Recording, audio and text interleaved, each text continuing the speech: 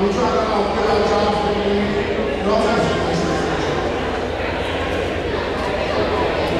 Before we begin, I would like to tell everyone this part is very important to me. So I think everybody's attention. I would like a moment of silence for the people that lost their lives and the Boston bombing on Monday. All the names about 5 seconds for them, please.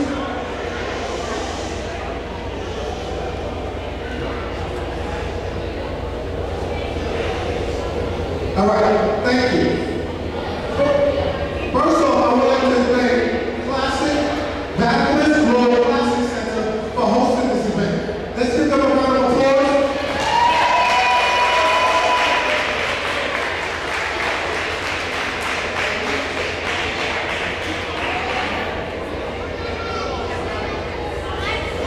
I would also like to thank Melissa Mark-Viverito,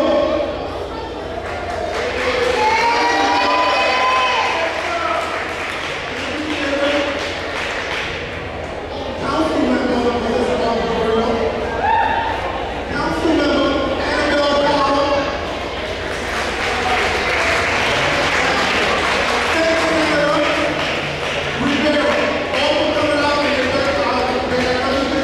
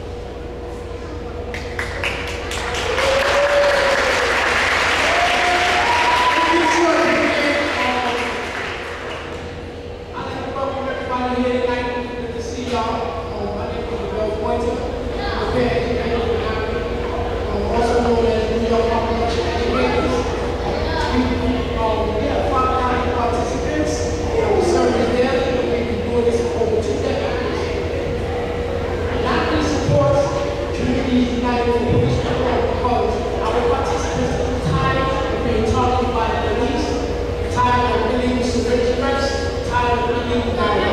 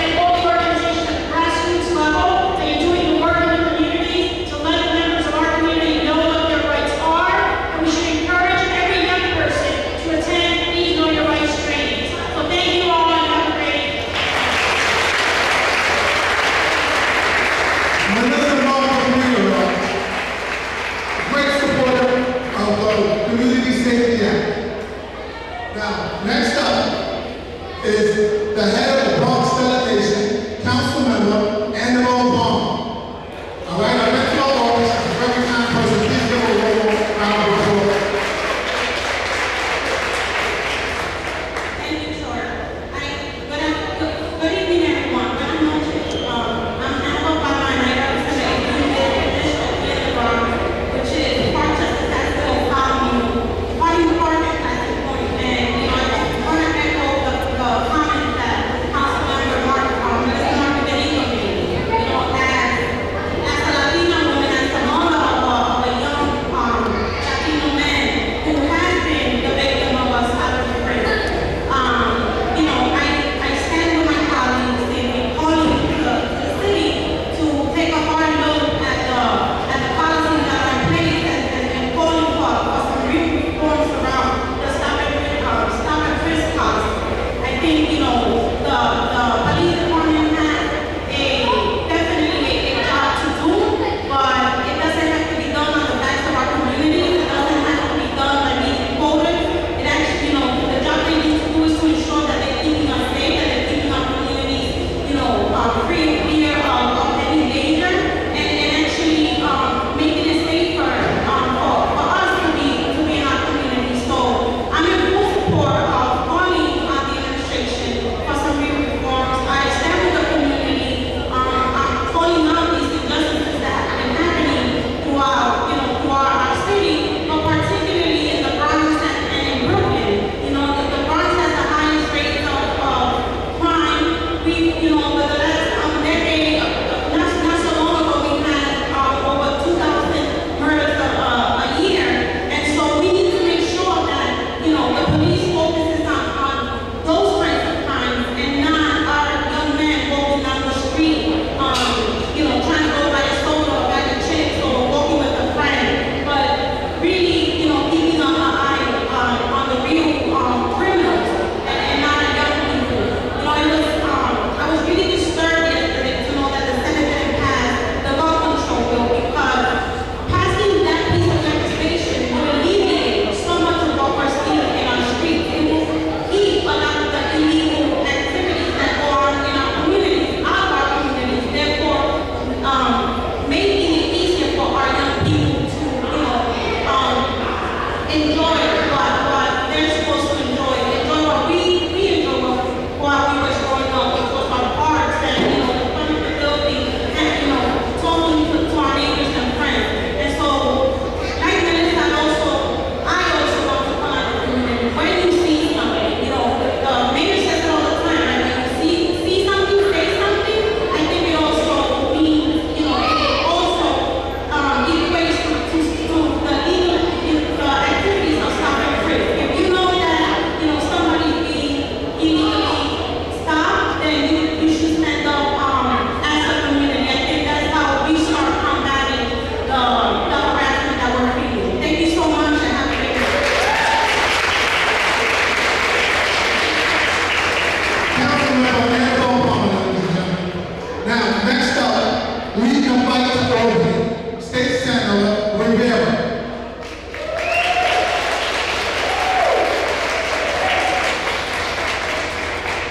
Good evening, everybody. Muy buenas noches. This is the other thing. It's for people that are a little bit short. So good evening, everyone. My name is Gustavo Rivera. I'm the state senator in Albany.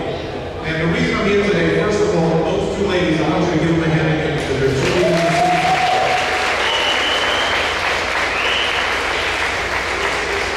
There's some outstanding Latino leaders who are speaking out on the issues that impact our communities on a daily basis.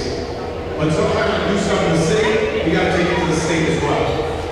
Regarding Stop-and-Frisk, I'll be very, very clear and very, very simple. I believe in unconstitutional practice that needs to stop. That's it. And I'll tell you why. We know the communities that I represent and the communities that we live in, that we have some issues. We have some knuckleheads in our communities.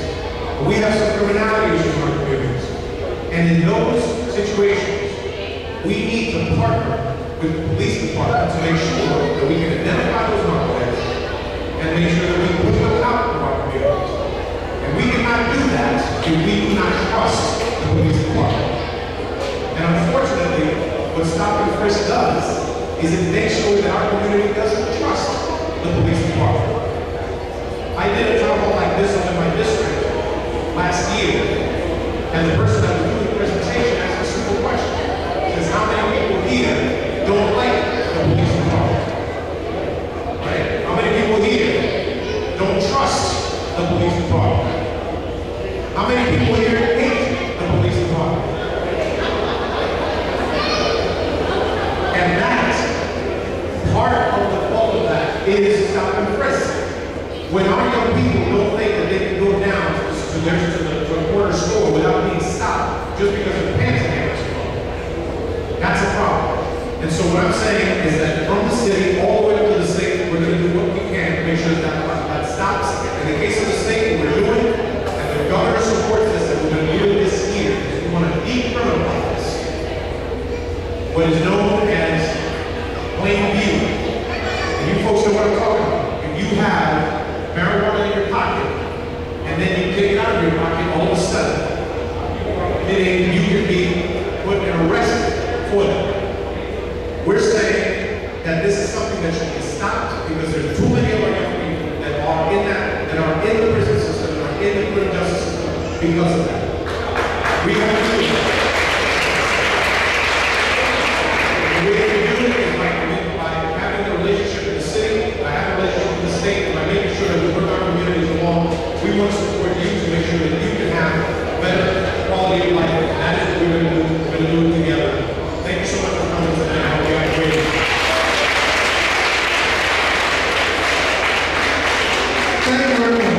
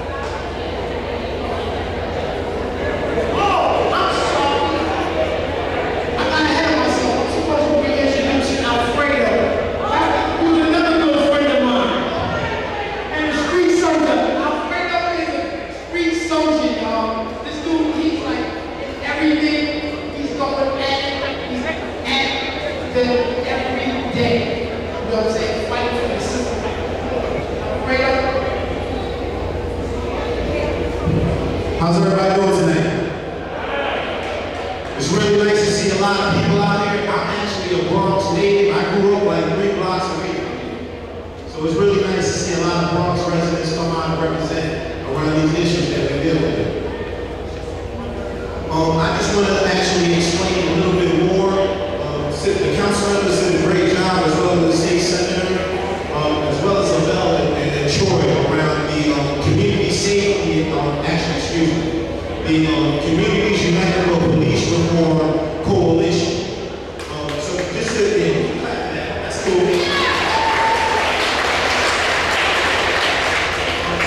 Just to give you guys a little bit of background on that, which already has been said a lot. But the purpose of the Community Safety Act is not to try to hold police accountable just because we feel that police officers are bad. It's really the policies and practices that they carry out that are bad. And that's what we're trying to address. And really the purpose is to actually strengthen the relationship between us and NYPD pretty much. We want to make sure that they hold to their same courtesy, professionalism, and respect. Right? And the purpose of this coalition, which is actually made of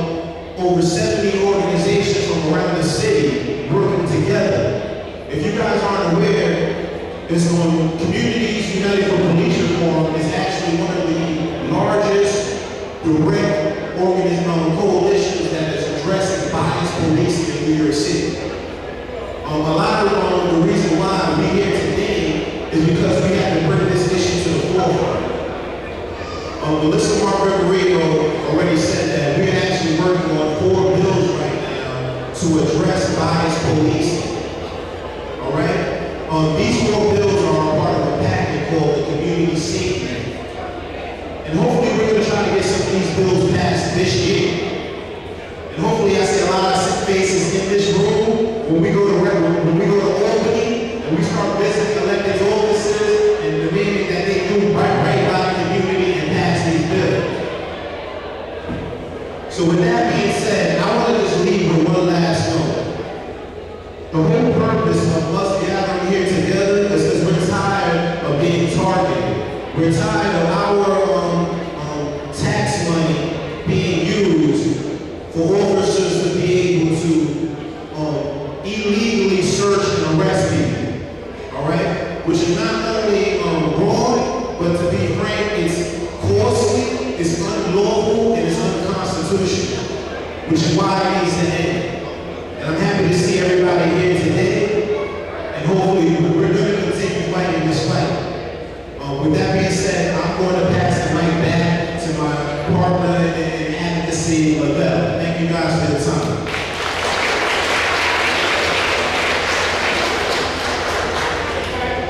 How y'all doing? Y'all still good? You still tight? You still tight? Tired of bad policies, right? Right.